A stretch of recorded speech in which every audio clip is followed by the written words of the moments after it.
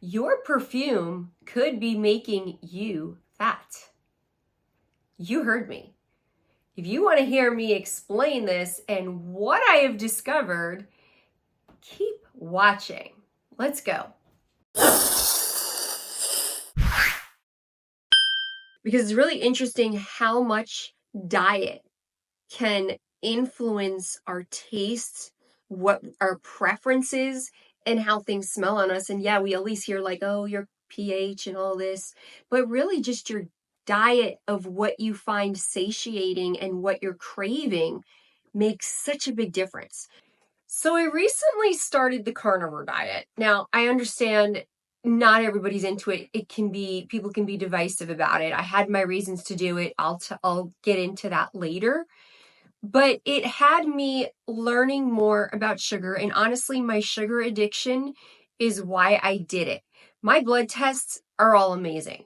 They're phenomenal. My A1C, which is my 3-month running sugar, is 5.3, which is phenomenal. And my average glucose level is 105. So, I mean, everything on paper looks phenomenal. I did it for myself because I don't like feeling so beholden to sugar, like I'm truly addicted.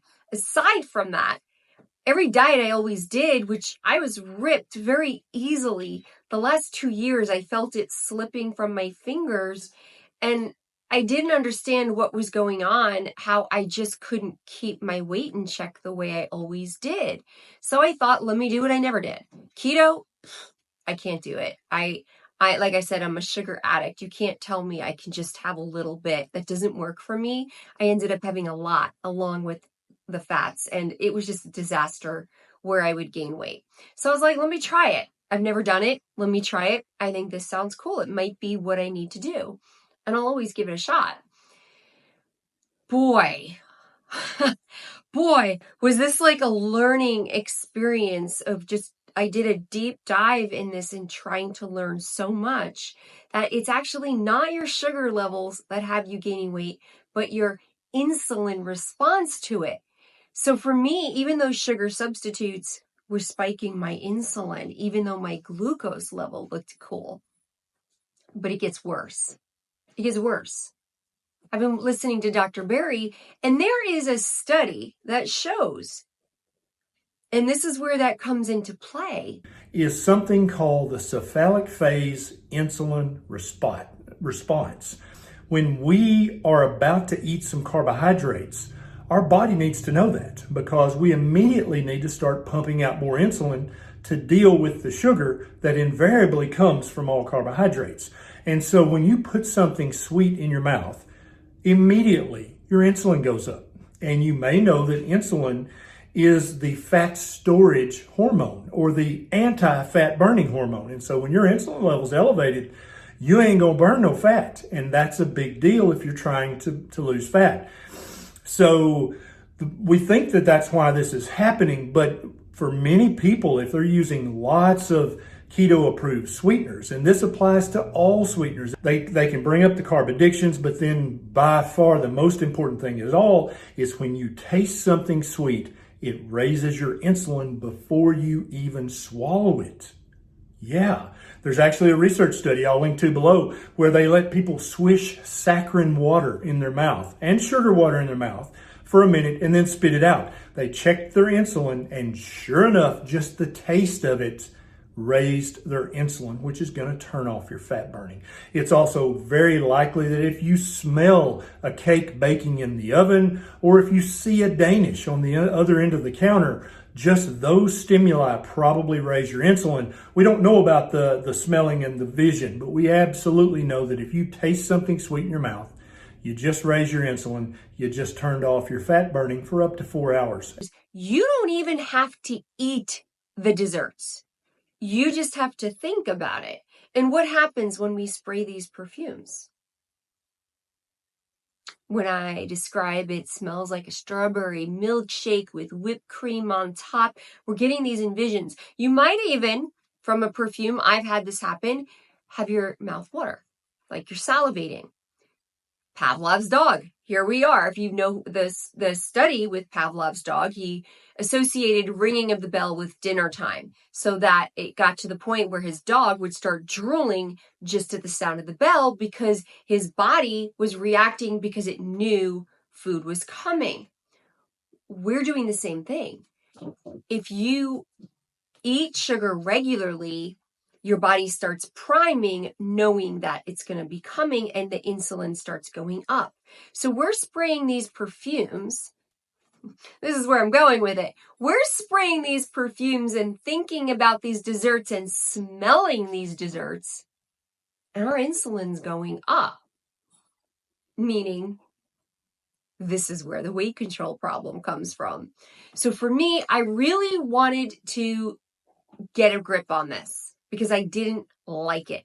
I'm stubborn. I am not buying new clothes, okay? If I don't fit in my clothes, I would sooner put duct tape over my mouth than buy bigger clothes. I just won't. If I've been the same weight for decades, I have an issue with all of a sudden having no control over that. And I, for the life of me, could not figure it out. I thought maybe it was hormonal. Couldn't figure out why I was struggling. Because when I say I was ripped, like, this is me just 2 years ago. 2 years ago. And I never tell anyone my age, but I was in my 50s in that picture. Ripped. And that is just not cool to me that it would change on a dime so late like that. So I had to figure it out. Ooh. So I went on the carnivore diet to get all of that in check and see if this would help. But boy, I did not realize how much this would affect my relationship with perfume. Now, mind you, I am now on day 15 filming this. I did film previously some other segments at about day 6 or 7 when I was trying to get some videos out. I've been very slow in producing videos in the last 2 weeks because I have just been going through so many different things that I want to explain to you and tell you. And I understand, like, I am not in a position to be raving about a carnivore diet as popular as it is, but I also didn't want to squander the opportunity to talk about these early stages and what you go through and go for a ride with me. And honestly, I only have like 10 pounds to lose. I don't have massive weight loss. It's about getting control of things. And everything that I thought I was eating that was amazing and healthy, I learned I am on a literally high oxalate diet. So that has its own issues, but I'm not a diet channel. I'm not a doctor. I'm not trying to give you advice as a doctor, but that has its own challenges where I'm going through oxalate dumping right now, kind of a detox. Everything I ate. Cocoa, dark chocolate, live for it. Sweet potatoes, nuts, nut milk, nut flour. I think soy also, kale, spinach, love it. Tea. I am an Arnold Palmer girl. If you don't know what an Arnold Palmer is, it's a really big thing in California. It's half unsweetened iced tea and half lemonade. I'm that girl. Beets, avocados. I have 2 avocado trees. Figs. I have 2 fig trees. Bran, chia, hemp, beans, berries. I live for berries. Like, all of these things are high oxalate, and it's literally defining my diet aside from some meats. But I'm dealing with that. But what I didn't expect was the first few days to be really nauseous from perfumes and be really hypersensitive to everything. But I'm going to cut to me talking about it a little closer to while I went through it. So I started a carnivore diet. For various reasons, I tried this. I've always done well my whole life on a 40% protein, 40% carbs, 20% fat, 1,200 calories plus exercise calories. Kept me ripped my whole life. I never had a weight issue at all, other than the college freshman 15. But it wasn't working for me anymore. I've had a lot of injuries. My knee is actually still a severe sprain after 13 months. And I'm just kind of tired of certain things. And obviously my body's not optimized. So I thought I would try carnivore. I can't do keto. I'm a keto flunky, like a sugar. I told you I'm a sugar addict. Why? I love sugary perfumes. I love sugar. I mean, I'm in the shower with a sugary body wash. I get out a sugary body cream. And then sugary fragrance. You know, I love sugar. So having little bits of sugar in my diet just was never an option. I would gain weight on keto. I would find a way to not just have the fat, but have the sugar too. And it just didn't work. So I figured carnivore, were kind of like an alcoholic. I couldn't have sugar, and that would be better for me. And quite frankly, it has been. It was a little bit of a rough start. But I'm telling you, day one, I did not like fragrance. Like, it made me nauseous, literally nauseous. And then I had to film this video, and I thought, you know, I'm a few days into this. Let's do it, because I was basically good for nothing for the first 2 days. Not that I was ill or had a migraine or anything like that. I was just very fatigued and unmotivated. And just all I could do was think about all the things I had to do and all the guilt, but I could not get myself to actually do them. It wasn't fun. It was not fun. But I'm doing this for more energy. So I figured after a few days, all right, energy's coming back. Let me film this and get through all these perfumes that were sent to me, and a lot of PR, new releases. I know you want to hear my opinion. So this is what happened. So number one, Middle Eastern perfumes. They weren't working for me. Like none. Like I hated them. All of them. They were nasty to me. They never smelled so toxic to me as when I was going through this topsy-turvy change in my body. And a little bit of fast, like I did a fast before going into it to kind of purge my glycogen stores and the sugar cravings. And it worked like a charm, by the way. But my body, they all smelled awful to me and of such poor quality. Like, all of them smelled vile. They just smelled yuck. Yuck. So that was number one. So I thought, okay, let me try some clean fragrances. I have plenty of these like natural, clean, no phthalates kind of fragrances. Let me do that. And I figured perfect, because I received this amazing brand, Belnu. And I figured, let me try wearing this and let me see what happens with a clean fragrance, because maybe it really just is all these chemicals bugging me while I'm kind of in this detox stage, right? And I wasn't having it. I was not having it. I didn't even tell you about these because I've only tried them a little bit, and before going through this, kind of like quite like this one, Bergamot Brio. And I was like, gosh, I'm going to want to bring this with me when I go to Palm Desert for a long weekend of pickleball with my friends, like pickleball and fellowship. And I thought this will be fantastic because it's really hot there right now. Like, it's in the 90s. 80s, 90s kind of. You can get like in the 60s at night. But it's quite warm there right now in the desert. And I thought this would be fantastic, and I couldn't have it. And then it struck me.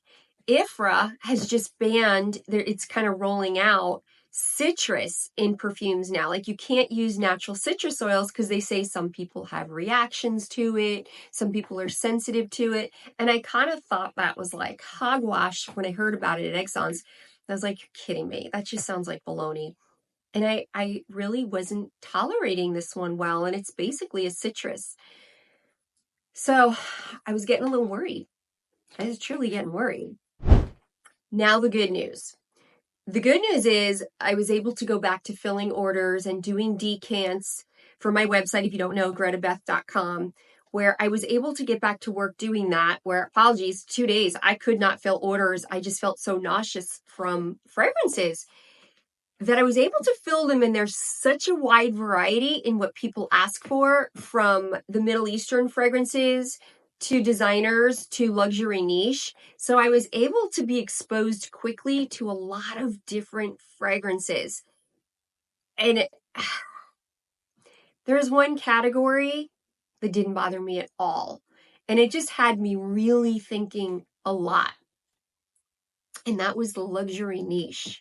the luxury high-end niche of really high quality, I was hypersensitive and hyper in tune of just how good quality they were, and they didn't bother me, and I quite enjoyed them.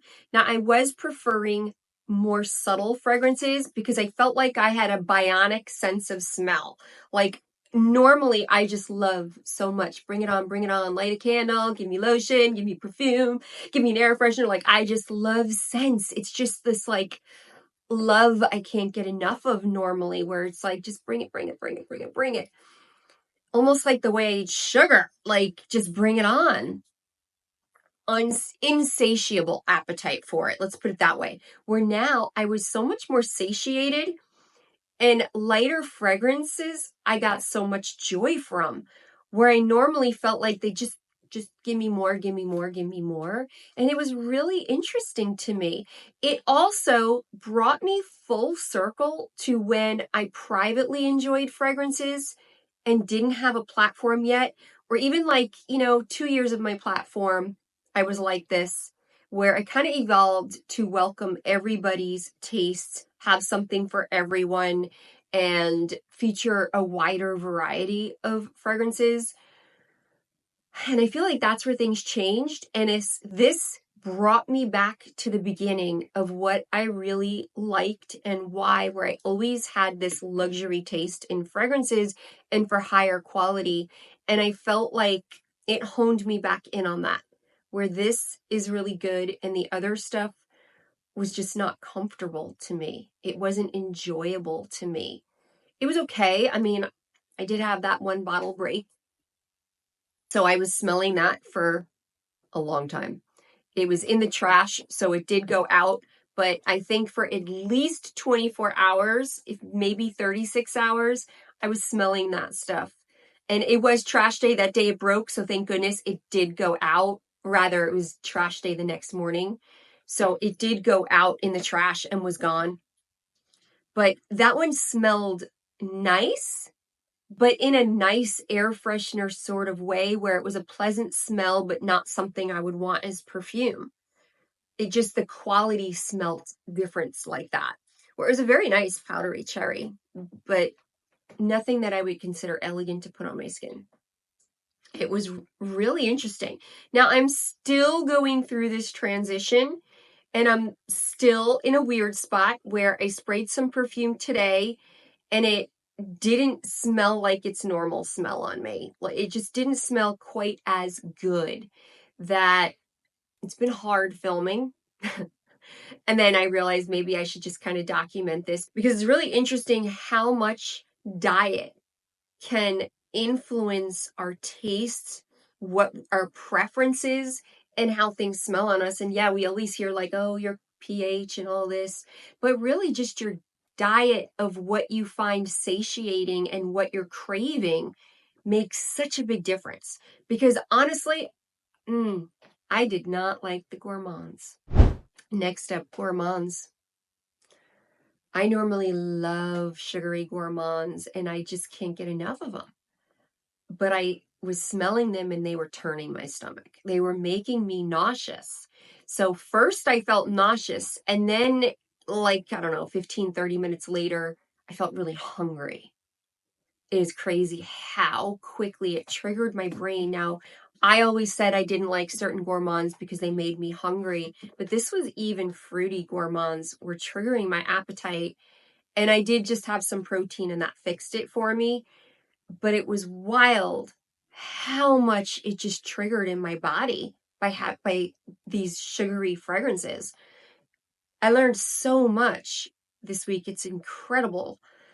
And I'm going to continue this because I have nowhere left to go but forward. I'm not backing up right now. It's like going over those spikes in the road where you can only go one direction. And that is how I feel right now. I'm going forward, not backwards. I'm going to power through this and see where it goes. And I don't really know what's coming up. I don't know. I don't know where this is going to go. I do know I have certain fragrances I have really, really loved. I've been wearing the Rojas that I love. I've been wearing EBK that I love. I think Alexandria N Powder. My friend Andrea came for Easter, and went through a bunch of luxury fragrances and absolutely fell in love with this one and bought it from me on the spot. She has worn this to so many places and gotten compliments. It's crazy. She keeps texting me and calling me with another story. Where did she first go? The grocery store. She said the checker mentioned her fragrance, and a man in the grocery store said, "What are you wearing? I have to get that for my lady. Like, you got to tell me right now." Then she was in Beverly Hills for dinner. She has a nice elaborate story for this, surrounded by Lamborghinis and everything. And these three beautiful men came up to her and said, "Your fragrance is stunning. You smell like luxury. What is that?" And she told them again, it was this. Like, they were following her, and like they were just drawn in like moths to fire. And then what was the third time she had an, and this is all in 1 week, she had a third incident that just happened again. Gosh, I can't remember that one, but I'm going to have her on my channel and tell you about it. Where this one, she has just gotten compliments left and right about how luxurious she smells. It's a beautiful, clean, powdery cosmetics powder with a little bit of talcum powder kind of scent, but in a luxury fashion, not in a baby powder kind of way, in a very luxurious powder. I've always loved this one. It's so stunning and so underrated. Like, it's the child in the mix of EBKs that people don't rave about, and it just makes it such an even better luxurious gem that's not overplayed out there. And those clean, powdery fragrances are ones that I have been drawn to, those more delicate style fragrances versus beasts. I've not wanted beasts. I've not needed beasts. I didn't need much to tickle my nose, which was really interesting. Man, have you ever gone through this? Have you ever done like keto or carnivore? One, I want to know if you guys have done this stuff, because carnivore diet's getting a lot of airtime right now. And truthfully, I'm still doing 10% carbs. It's like a 10% inadvertent carbs because I'm putting milk, like a quarter cup of milk in my coffee, little things like that. In dairy, you'll occasionally get a little bit of carbs. So I'm getting that 10%, even though I feel like I'm carb free. So that's why I call it a dirty carnivore, I guess. But tell me if you've done this in your experience, and if you had this issue with fragrance, because it made me reach out to a few friends, 3, I believe, that I know for a fact are in FragCom and I know did this. And one of them's Jackie, Jack's Beautiful You. She's kind of shut down the Perfume channel a little bit and has a new channel, Praising God. But I know she was talking for a few months where she had given up sugar and just wasn't liking gourmands. And she wasn't on a particular diet. She just gave up sugar. And then I asked my other friend Rob in Ireland, and he said the same thing. He just wanted nothing to do with gourmands, and he was enjoying other fragrances aside from that. And then another friend, that's just a friend that a subscriber that I speak with, she said the same thing also. So basically just turned off by these gourmands, but enjoying other fragrances. But now I think Robbie still likes really brutal ouds and strong and powerful fragrances. I just haven't had a desire for it. Plus it's really summery here.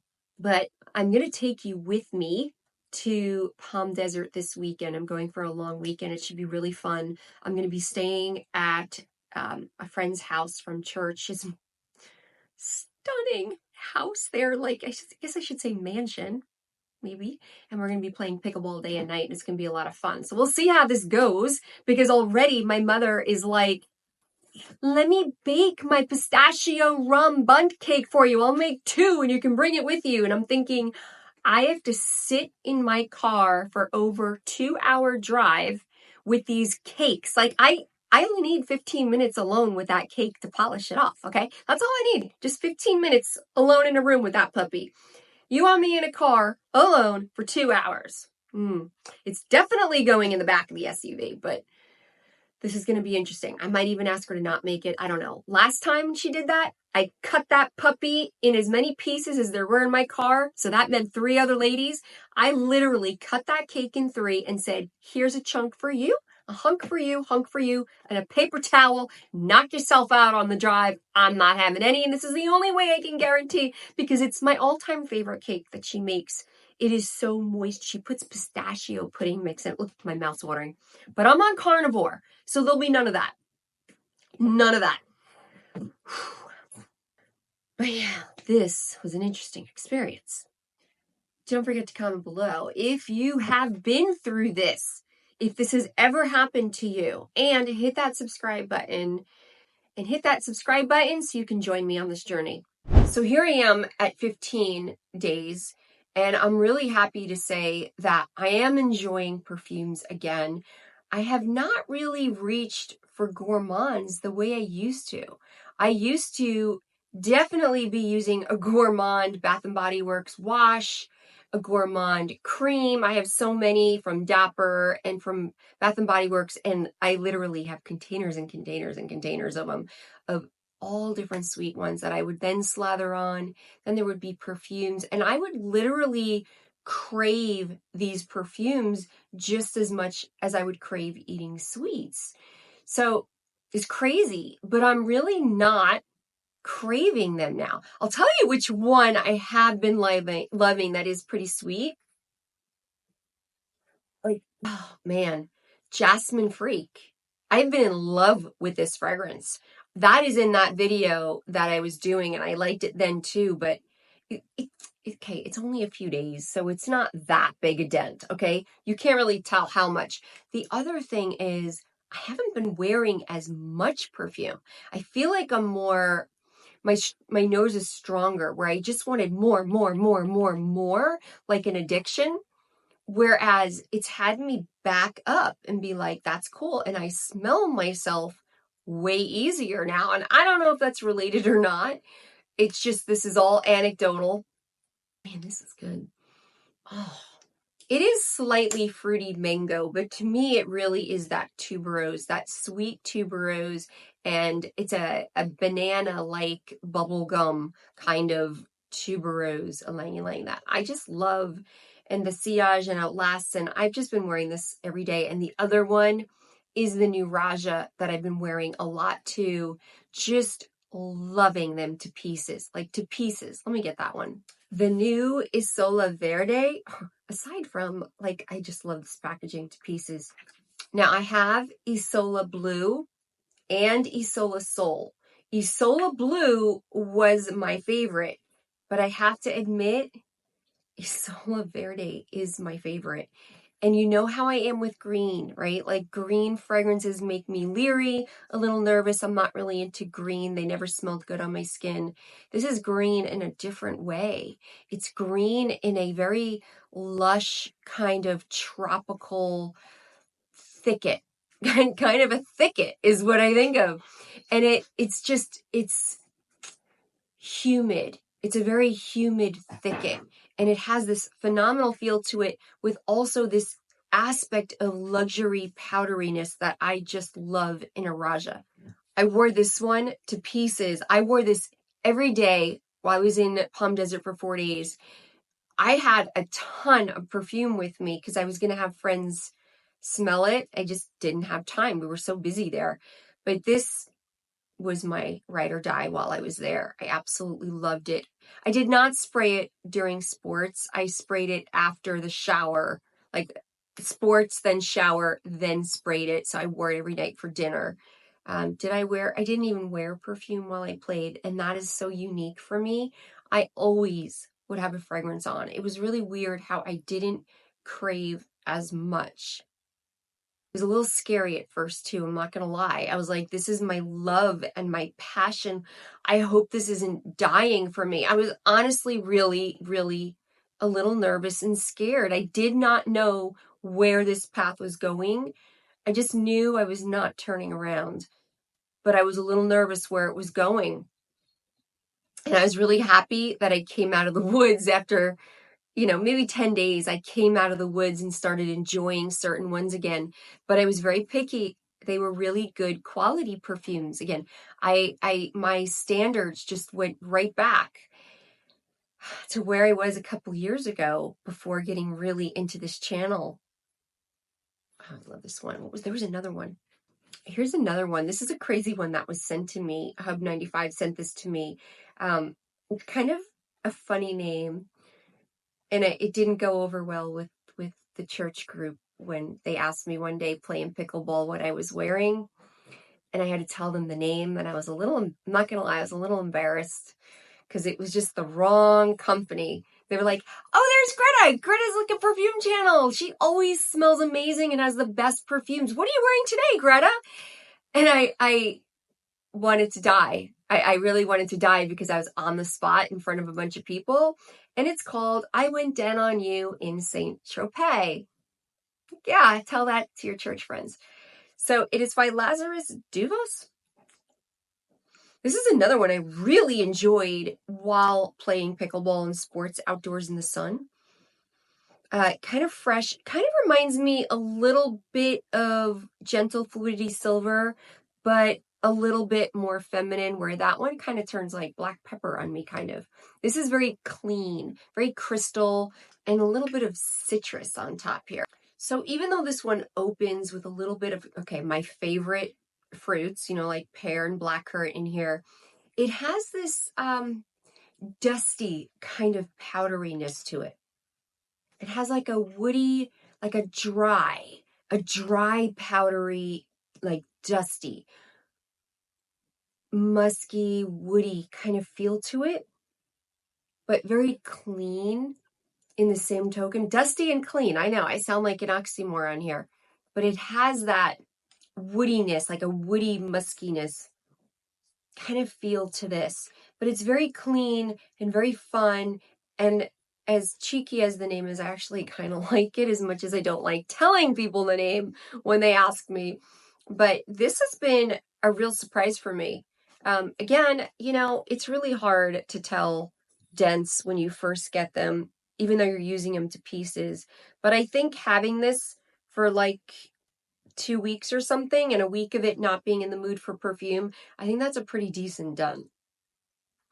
So now there's another YouTuber who's really big, Lisa. I don't know if you know her, but she's another one that has been on Carnivore, and I found comfort in her. I've been watching her because she's been doing it, I think, 5 years now. She's vocal about it on her channel, and it made me feel like I wasn't the only dork doing this. I don't know. I think there's one other person out there that did comment to my short that they're on Carnivore. So if you're on Carnivore, let me know down below. It's a great elimination diet too, and I know that's why Lisa started it, because it's an elimination diet to figure out what's not bothering you. And you kind of start with like steak, butter, and salt and water, and then kind of expand with what works for you. She's great about it, and she has a great story on it, and she's done really well. And I think she too had some issues with hormones and menopause, where she was trying to get them into control, and it kind of worked. And I'll tell you, the biggest shocker is no appetite. Like, yes, I'm not craving the gourmand fragrances so much, but I don't crave anything. Like, from day one, I was not hungry at all. I've never in my life been on a diet where I was not hungry. It just doesn't happen to me. I can do things that, you know, distract me, and I can even do a water fast, but I'm hungry. There was no hunger. I was completely satiated, which is amazing. But I also don't have a lot of weight to lose. So I haven't really lost a lot of weight either, like 3 pounds, but I don't have a lot to lose. But it's just been really interesting to me about my perfumes and how they're affecting me so much, and how the diet is affecting my perfumes. Don't forget to hit that subscribe button, give it a thumbs up, and you can join this journey with me, because I honestly do not know where this is going to go. If it just takes me on a short little jaunt, or if it takes me on a different trajectory and tastes in my perfume. If you're interested, come with me, and I'll see you in the next one. Mwah.